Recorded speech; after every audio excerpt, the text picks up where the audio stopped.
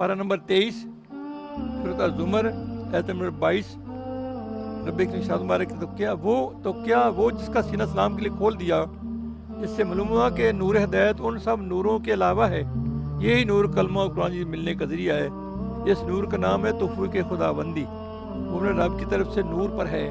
یہ قلبی نور کسی کا تو چراغ کی طرح ہے جسے خود فائدہ اٹھاتا ہے، وہ کسی گیس کی طرح، کسی کا تاروں کی طرح، جیسے اولیاء اللہ صحابہ کرام، کسی کا سوری کی طرح جس سے زمانہ فیض پاتا ہے.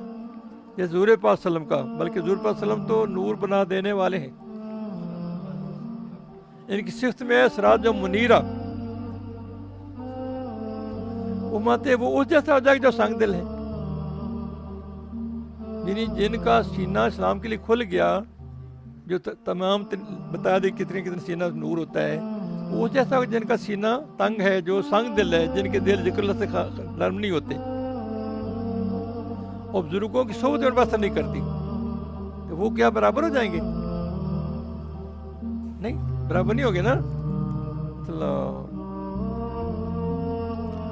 تو ایک نا کسرا شاہ فارس کا وزیر تھا جس کا نام تھا یونان تھا. وہ کہا کرتا تھا 5 چیزیں ضائع اور برباد ہیں. کیا؟ کھاری زمین میں بارش، ادھر کیا اگنا ہے؟ دھوپ میں چراغ،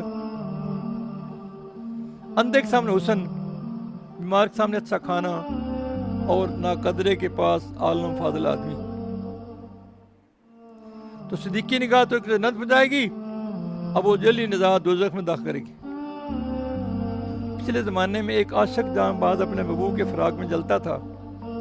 بمشکل تمام محبوب کے وعدہ کیا کہ میں کل نصف رات کے بعد تجھ سے ملوں گا اور بقیہ رات عیش میں گزاریں گے. تو عاشق جاں باز اس رات آدھی رات تک تو جاگتا رہا، مگر پھر سو گیا. تو پھر کیا ہوا؟ محبوب آیا، عاشق کو سوتا پایا، اس کی جیب میں کچھ اخروٹ ڈال گیا اور لکھ کر چھوڑ گیا، عاشقی بہادروں کا کام ہے تو بھی اخروٹوں سے کھیلا کر. کیا چھوڑ گیا؟ کہ عاشقی بہادروں کا کام ہے تو بھی اخروٹوں سے کھیل. اللہ، انہیں دیکھ جو مجنوں ہو گئے، پروانے کی طرح اس کے وصل میں مقتول ہوئے ہیں.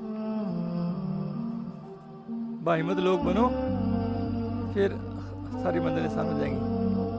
بوجھ دل نہ بنو، کام چور نہ بنو، بے ہمت نہ بنو. اللہ مل کی توفیق میں اندر بلا. اللہم صلی اللہ علیہ وسلم. یا اللہ خیر.